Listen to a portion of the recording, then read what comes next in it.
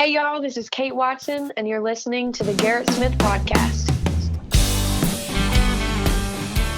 Howdy, everyone. Welcome back to the podcast. It has been about a month since our last episode, just due to playing shows on the road and various other projects. And speaking of keeping busy, I actually have somebody here who's been playing way more shows than me, I believe.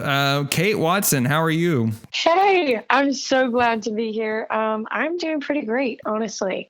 Well, I'm glad to hear that. And I'm glad we're doing this too, because I think when we very first talked about doing a podcast episode, I remember I was telling somebody about it on a trip to the beach. So it had to have been summer. And I'm like, yeah, this is who my next guest is going to be. And that was, I guess, June or July. And now I'm sitting here where the weather is freezing cold and rainy, and we're well into November. So I'm glad this is finally working. Yes, same here. And it has been absolutely crazy. And I wish that I was on the beach right now in warm weather. That would be nice. Right. Well, something you and I have in common is that we both have beach songs, and we're definitely going to get to that. But tell me kind of what you've been doing lately, because I feel like every time I get on Instagram, you're playing another show and there's always little kids coming up to high five you, and you're playing for all different crowds. So what have you been up to lately? So I play 3 to 7 shows every single week, and I'm currently in the process of like the grind. So I got to do like all the dirty work and different things to help make sure that I'm growing and writing more songs, and I'm ready for the releases and radio and music videos and like all that different big next step stuff. That's kind of the stage that I'm in, which is fun, but extremely overwhelming because I have a team and I'm still building that team. So I don't have somebody like to help with everything, you know? So it's a lot. It really is. Like I do most everything as a one-man operation. And even then it is like, even when you start to add people into the mix, it's still so much work for everybody to keep the gears oiled and everything running. But it's pretty cool that you're able to do all that. Yeah, I definitely enjoy it. And if I did not love it, I wouldn't be doing this. Oh, no. There's way too much pain that goes into the music world to do it if you don't like it. Yeah, exactly. Well, so kind of take us to the beginning. You know, what started you in music? What gave you a love for it? And, what were some of your influences and people that got you going? So I actually grew up watching my parents in a band. They traveled all across Texas playing these different shows. And I remember at 7 years old, like that was the coolest thing ever. And, watching them do their thing, do what they love, and watching music speak to people. And my mom, by the way, plays the drums, the bass, the keyboard. She rocks hard. Wow. And my dad, yeah, I know. Her nickname is the Animal. My dad sings, plays guitar, and he writes amazing songs. He is so talented and actually helps me write all my original songs. And so at 7, seeing that, people would ask me, what do your parents do? And I'm like, my parents are rock stars. What do yours do? I was a very proud 7-year-old. I'm a very proud 21-year-old now. And I saw all that, and I knew, like, that's what I want to do whenever I grow up. And the only way that I could think of explaining it at that age was, I want to be rock stars like my parents someday. And that's what I'm doing. Like, it's crazy that like you can say that at 7. And if I could back then look at myself now and be like, holy crap, I did it, y'all. I did it. It's definitely it's crazy. Well, what was the name of their band, or did they just tour under their names? It was the Jesse Watson Band. That's my dad's name. Okay, cool. Yeah, he has a few CDs out too. Well, speaking of putting music out, I mentioned at the top of the broadcast that, podcast, we're not live, that you and I actually both have beach songs. And I believe when I mentioned I was actually at the coast, I think what brought it up that you were going to be on the podcast was you had just put Cabo out. And did your dad help you write that one as well? Yes, because we all went to Cabo for like a family vacation in 2016, and it was the best vacation I've ever been on in my life. And as you know, whenever your job is writing songs and performing them, like you write about things that you really love or you really hate. Yep. So, it was a must. It had to be done. Well, that's cool. And what was kind of the response to that song? Because I really liked it, and we're gonna play it here in a second. But did you have a music video with that one? I do not, but I actually will be making one soon and putting it on radio. It's only on streaming platforms right now, but radio will be having that one pretty soon. That's exciting. Well, we're gonna play that right here, folks. This is Cabo.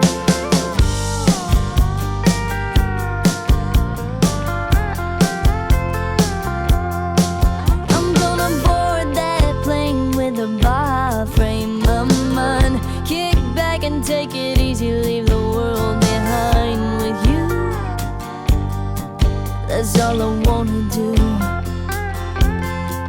We're gonna get there, grab our bags, be on our way to the perfect destination. Gonna get away and do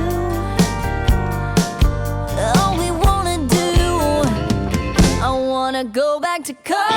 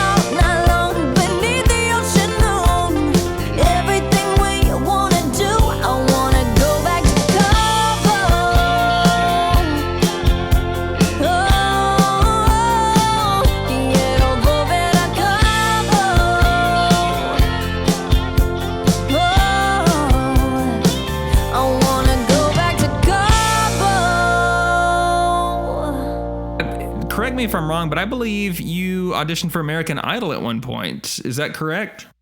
I did in 2019. I auditioned in front of Katy Perry, Lionel Richie, and Luke Bryan. And the big question that I get asked was it fun? And I'm like, heck no. It was one of the hardest things I've ever had to do. Because, so for one, I go to the audition, right? And I get there at 7 a.m. in Denver, Colorado, and it is freezing. It's butt cold outside. And I had to wait out there for 14 to 16 hours before I even got to go in. I was one of the last people, which I'll tell you, I drank like 8, 9 cups of coffee. And so by the time I went in there, and I'm like, okay, guys, I'm just here and I'm ready. So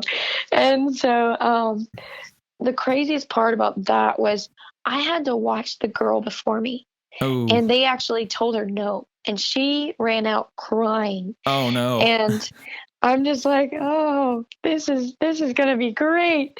And so I walk up there and I'm just like, hey y'all, I'm here to do what I'm gonna do. And after I finished, which my dad accompanied me, which will always be like a memory that I'll have for the two of us. And Lionel Richie initially was the one that said, Kate, I believe in you. I think you can go all the way and win this thing. And you're going to Hollywood. And we come out, and I'm like, oh my gosh, I got the golden ticket. And my dad goes, I touched Katy Perry's hand. And I'm like, that's what you got from this? And he goes, she touched my hand.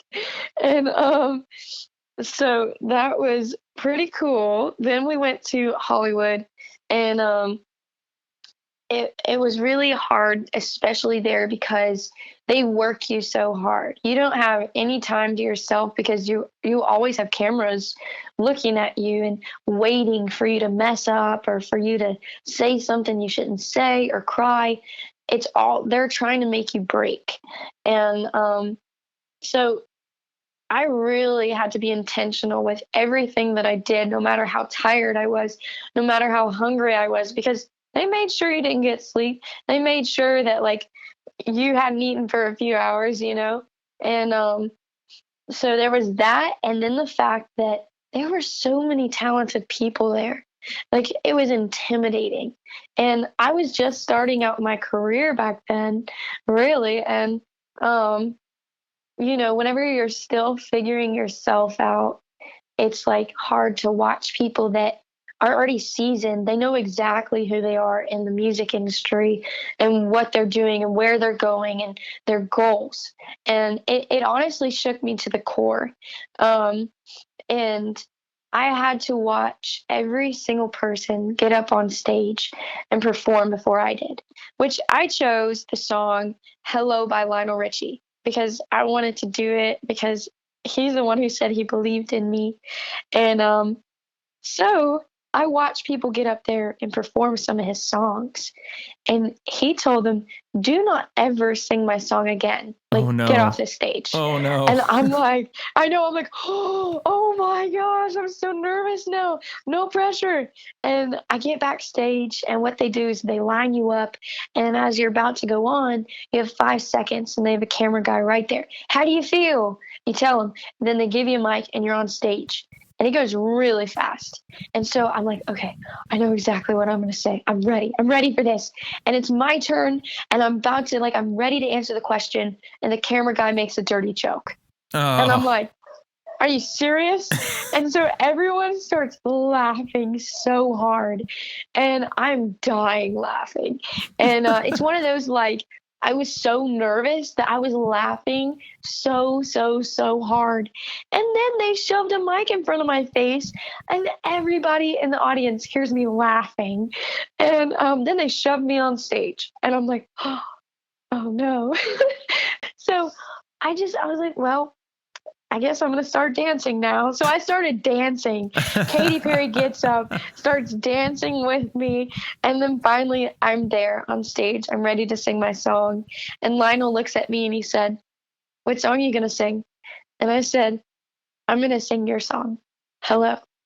And he goes, this is either going to be really bad for you or really good. And I was like, well, it's go big or go home. And after I sang it, he gave me a standing ovation.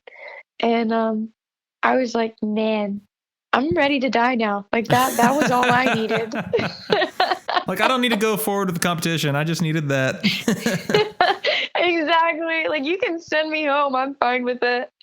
And So that was the last round that I was in. 140 people out of the entire United States made it to the Wow. point that I did.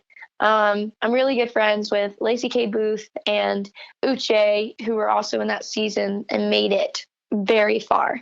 And so I have some funny memories with them. Like I rode the plane with Lacey K. Booth, and it was so funny because um, we like had been on the plane for a while and like we're getting ready to just chill and be done for the day. And she in the airport is pulling out her extensions like, I'm done, y'all. And then Uche, oh my gosh, he's so funny. I was standing in front of him in line in front of the Orpheum Theater in Hollywood. We're getting ready to go in. They're just doing some filming stuff. And I just kind of like took a step back and I accidentally fell. He like tripped me on accident and like Princess catches me and we're just looking at each other like what just happened? And he pulls me back up and what did we do? We started dancing, which he is a way better dancer than I am by far. And I'm over here, I'm like, I'm just a white girl doing my thing, you know? Don't mind me. So it was definitely something to remember. And I'll say it made me a better artist to get to see all these people and the way that they are furthering their careers, their talent. And, it was a learning experience for me. I feel like everything you just said could be related to the Texas music scene because it's kind of like there's a million people, they're super talented, everyone's typically friendly, but it's like you see some of the negative stuff that happens right before you go up somewhere and a lot of people trying to help each other out, but it's almost like a metaphor for the overall scene. And I think it's pretty accurate. Yeah, that is very, very true. Well, your audition where, you get the ovation from Lionel and all that stuff, is that on YouTube anywhere? Can people look that up? No, they didn't air my episodes. You can see me throughout the season, just like there, but they didn't show any of my actual performances. Well, that's lame. I know. So let's throw another one of your songs in here, and I'm going to throw in "Forever I'm Yours." Tell us about that song. So that song, I sang it whenever I was 12 years old. And my dad wrote it for me whenever I was 8. And he wrote it and was like, you're going to sing this on one of my albums someday. And so once I was 12, I lived in Georgia at that time. And he was like, it's time. I want you to sing this song. And so it's really funny listening to it now because I'm like, oh my gosh, I sound so young. Which I was. It was before anything, It's kind of like watching old videos of yourself whenever you're like a little kid, before you even remember. You don't remember those times whenever you're a baby and your parents are filming you or whatever. It's kind of like how this feels for me. It's like I go back and listen to this and I'm like, oh my gosh, that was someone who didn't know who she was or what she stood for yet. That's somebody who had not experienced hardly anything in life and didn't know yet what all was in store for her. All right, well, we're going to play that here. This is "Forever I'm Yours."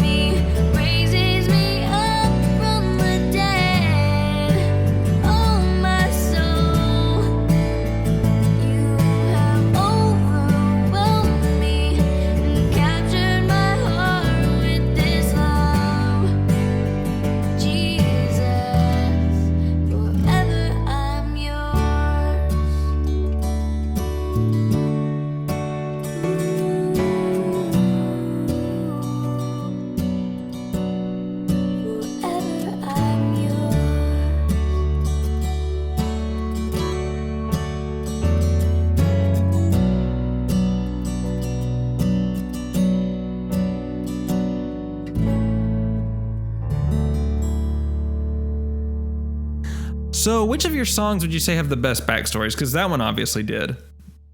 Oh my goodness, there are a few. So there's one that's called This Is Enough, and you can only hear it at my shows because it's not released anywhere.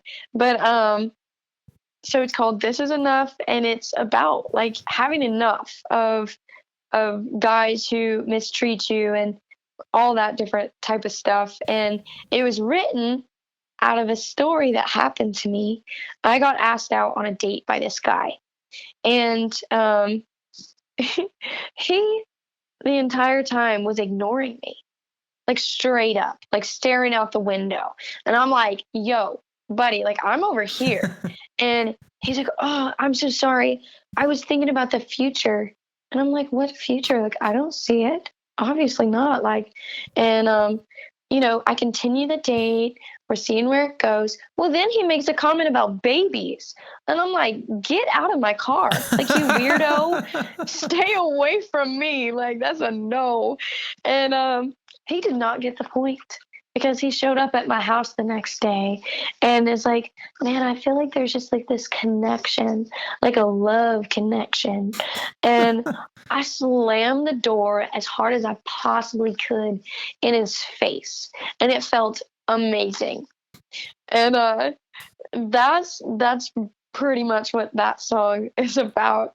I do have another one that it's a heartbreak love song, and it's called Distance Between Us. And I have not released that one yet either. But it's about the first person that I ever fell in love with, and he was my best friend in the entire world. And he lived kind of far. And so we talked on the phone all the time. But he was just my favorite person. And life hit us both pretty hard. And those phone calls started getting less and less until I found myself just waiting by the phone, just like hoping that he'd call. And finally, I did get that call. And he said, Kate, I can't truly love you until I learn how to love myself. And it would be different if you were here, but you're not. And that's why it's called Distance Between Us. You know, you mentioned a second ago, it's like a song, there's certain songs that can only be heard at your shows. And when I see pictures of your shows, there's always, like I mentioned earlier, little kids come up and high five you and all that. And people just seem to have a really good time. Like what brings you the most happiness out of your shows? And what are some of the things that keep bringing people back? So I love to make connections with people. So I like to add things in my shows that get people involved, whether that's like I do Man, I Feel Like a Woman by Shania Twain. Awesome. And I will go out into the crowd and I'll get everybody to sing like part of the choruses with me. Like I'll have them do the uh-oh, that part. Mm-hmm. And it's really funny because people are like, uh-oh. And I'm like, well, that's close enough. And or then I'll have the dudes. I'll go to them for the Man, I Feel Like a Woman. And so then at the end of the song, I get to make a joke, and I'm like, well, I guess we got some dudes feeling like women tonight, and the whole entire crowd just goes nuts. I also like to so I like to get the kids involved. I love whether that's pulling them up there and dancing with them or, whatever that may be. They'll come up and want to take selfies while I'm singing. So I'll do the peace sign in the back while I'm still singing the song and they're taking the selfie. Different things like that. Or I have some original songs that have like call and answers. Like, all my country girls say, hey, y'all. And the entire place goes, hey, y'all. And we do that. I don't know. I feel like it's just people have told me like we have so much fun at your shows, and some of them don't even like country music, and they're like, you do a little bit of everything and make it your own, and it involves every genre, and it still stays true to yourself, but like we get to enjoy it too. And so that's, I guess, what my answer to that would be. That's really cool. And for the record, because the people that know me best know I am an unashamed Shania Twain fan. Original celebrity crush. So I can tell you, she also, I think on her live album, had a dude sing the last Man I Feel Like a Woman part. So Are you serious? I think so. The Vegas album from a few years ago. But I'm not going to go down that rabbit hole. I will touch on one other thing you do. You have like the pink cowgirl hat thing that you do. It's like on your social media and everything. Was that just in relation to the video, or is that something you've worn for a while? I wear a Charlie One Horse cowboy hat at every show. And I have like a shade of red or burgundy lipstick. So that is my brand. That's kind of how, which we may talk about it later, not now, but red lipstick and a cowboy hat. That's kind of, it relates to my brand. That is actually where I was heading with this. So, okay, I kind of want to you. highlight your song and tell everybody that you have a really good music video out there now, which two of the most recent music videos I've watched here in Texas, Giovanni and the Hired Guns and yours, you both have high school hallway, type music videos. Now, granted, y'all had very different storylines in your music videos, but yeah. Tell me about that process. So, the process behind the music video, I've performed at Cleveland High School before for all their kids. It was about 2,500 kids, I believe. And so it was really cool that I got to do it there. And the song, what it's about is, so I've moved 14 times in my entire life. And I was severely bullied growing up. And people told me that I wasn't good enough, that I never amount to anything in my life. And they tried to take people from me that were special to me. And, as I grew up, as I learned who I was, what I stood for, it was like I had the option. I had the choice. I could be like them. I could do exactly what they did to me. I could get revenge. But I chose forgiveness. I chose love. I chose to put on my red lipstick and a cowboy hat and conquer the world and to rise above all that mess. And so that's why it was shot in a school. And that girl is the younger version of me. Kind of gave like a small little description of what I went through. Just to show people like where I was and where I am. That's really cool. What's the response to that been like? So I've had some people, they're like, why are you talking about like stealing someone's man? And I'm like, no, if you take a second to truly look at the heart of the song, that's not what it's about at all. Which those are just a few people. Most everyone that I talk to either tells me that they love that they can see me, like they can see my story. They can see, what it was like in a sense for me to grow up and choose to be better than all those different things. I've had a lot of love and support shown to the song, to the music video, to all of it. People love it. They rock hard. Well, I would definitely encourage everyone to go give that a look on YouTube, and I'm going to play the song here.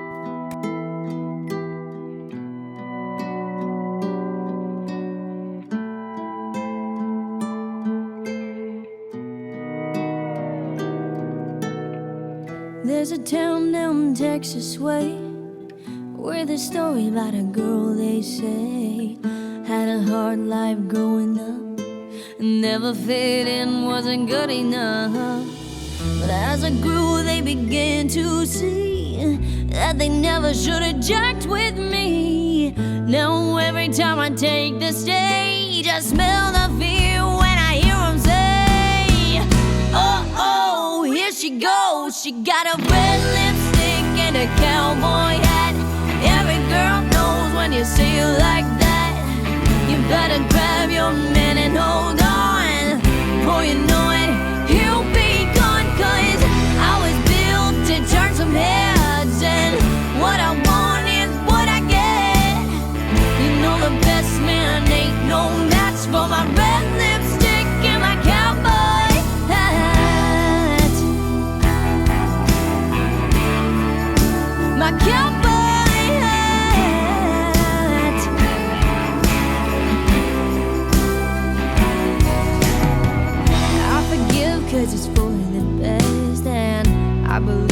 what the good book says, but I'll admit even to this day I still smile when I hear him say, oh, oh, here she goes. She got a red lipstick and a cowboy hat. Every girl knows when you see her like that, you better grab your man and hold on. Boy, you know it, he'll be gone, 'cause I was built to turn some heads, and what I want is what I get. You know the best man ain't no match for my red lipstick and my cowboy hat.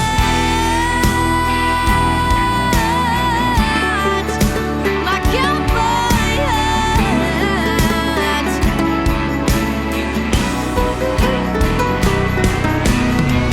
I'm willing to let it go. I can't help it, sometimes it shows. You really hurt me bad. Nobody's it from the us. Oh, oh, where she goes? She got a red lipstick and a cowboy hat. Every girl knows when you see it like that, you better grab your man and hold on. Boy, you know it, he'll be gone, 'cause I was built to turn some heads, and what I want is what I get.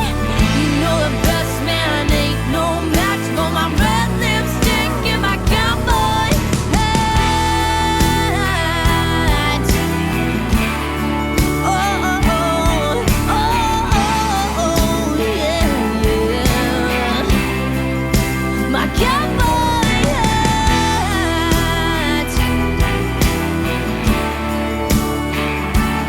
Yeah, yeah.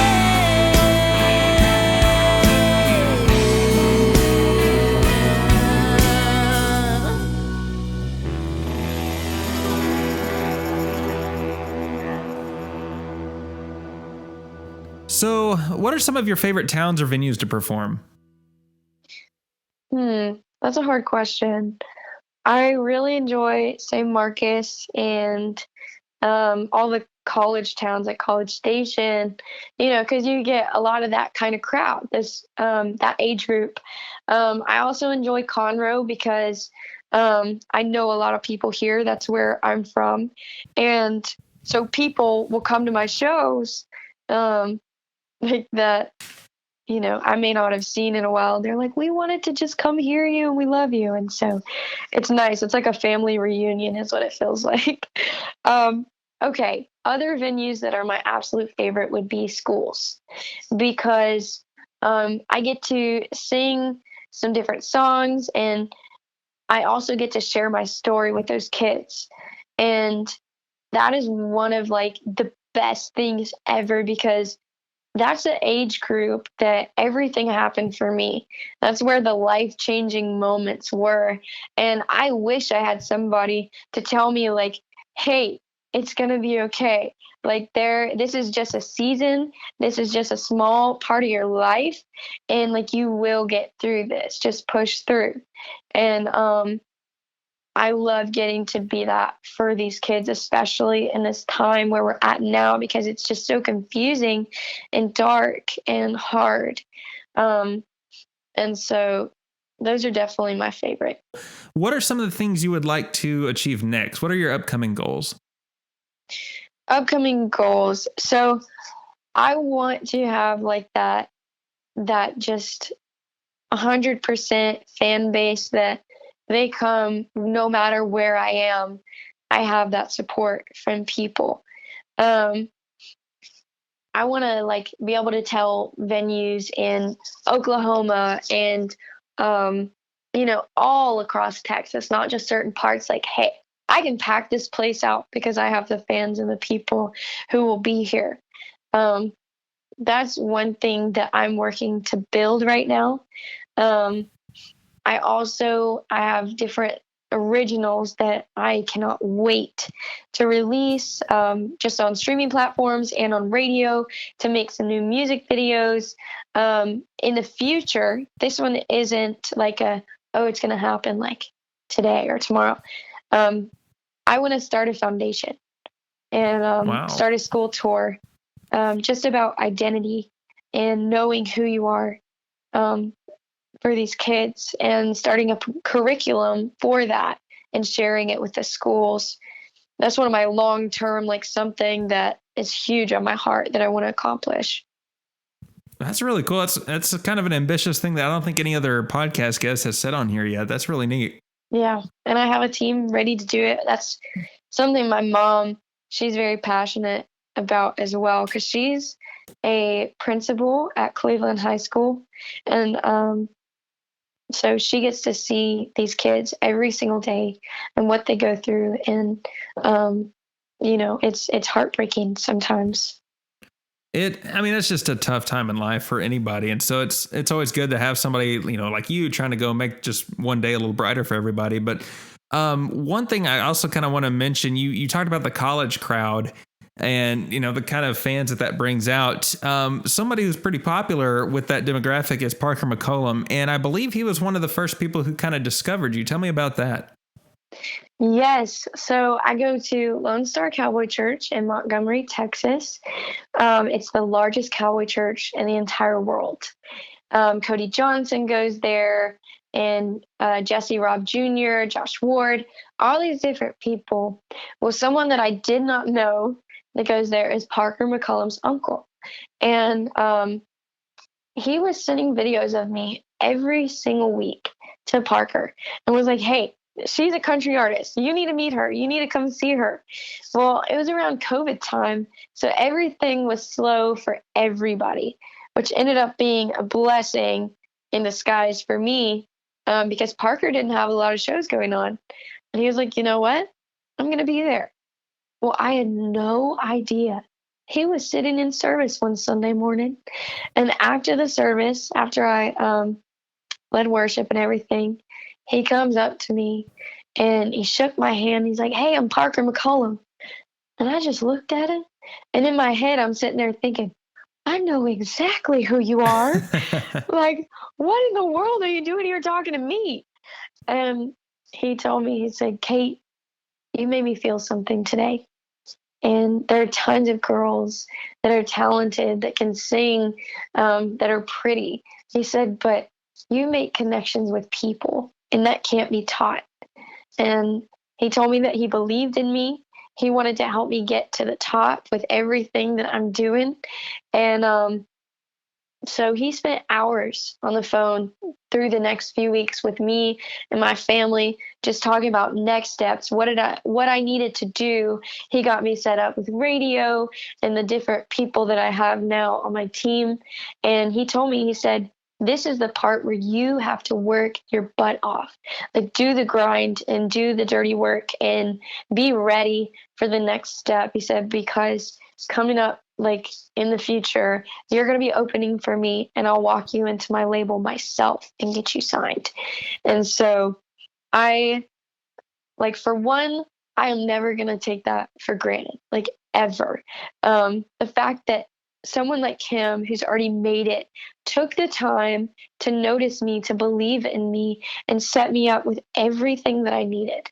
I was already working hard and doing all these different things, and now I'm like, oh my gosh, I got to take it up a level. Like, I got to keep going. Like, this is important.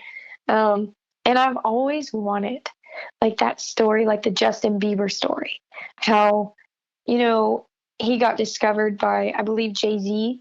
And so Jay-Z took him under his wing, gave him every single opportunity that Justin needed. He just needed to work his butt off and, like, put his talent out there, like show what he could do. And I feel like I'm put in the same position. Like, Parker's given me these opportunities and the right connections and right people. I just need to do the work and make sure that I'm ready for anything that comes my way. And so I'm so beyond grateful to him for everything he's done for me. He's an amazing person.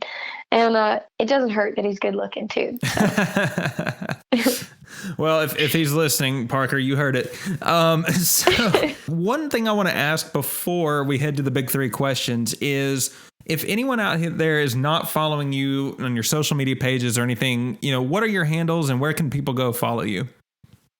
So you can go to my website, dkatewatson.com, for all my upcoming tour dates and merch, which not all merch is sold on my website. You have to come to a show to get some of the different select items. Plus, I'd love to meet you guys. But you can follow me at Kate Watson Music on all social media platforms. There it is. Well, for the big three questions, if you're ready. The first one, and I may have an idea of who this is. If you could collaborate with anyone out there, who would it be? Oh, you know it's Parker McCollum. Well, it's funny, like almost every female artist I have on here is like, oh, Miranda would be great. And I'm like, I think we might finally have somebody break the trend. Yes. The second one, if you could headline any venue, where would you go play? I would want to headline the rodeo in Houston. That'd be awesome.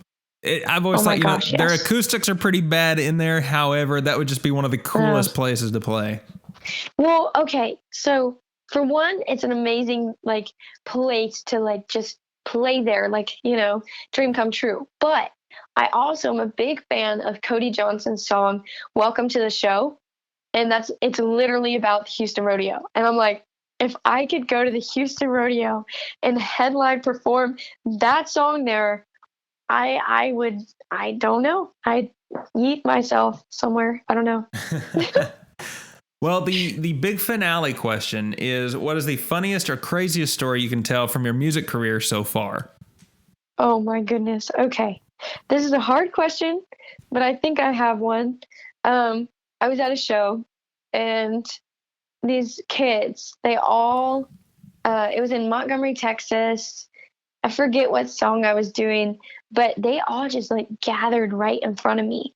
And it wasn't one of those huge stage places. They could easily get on the stage with me and they're dancing and being crazy. Well, one little girl walks up to me with a $20 bill and she just stares at me.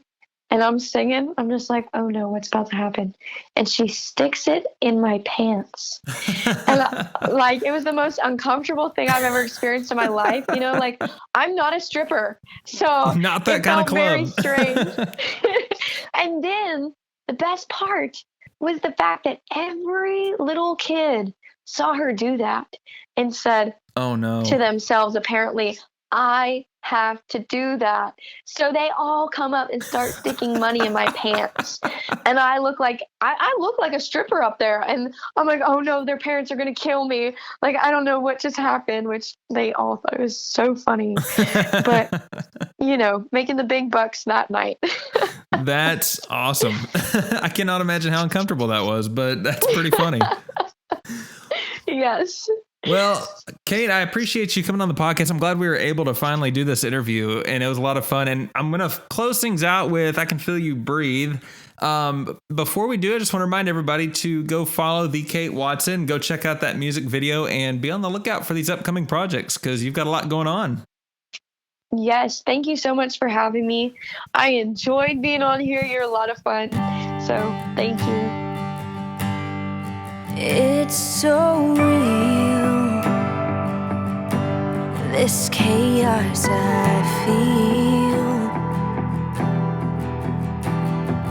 Without you here, all of my fear running out of control.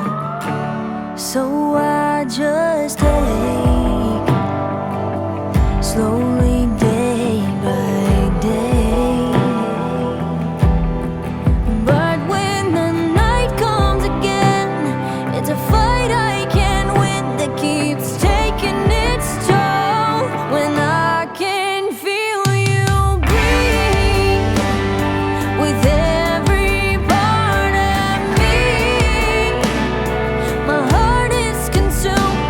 the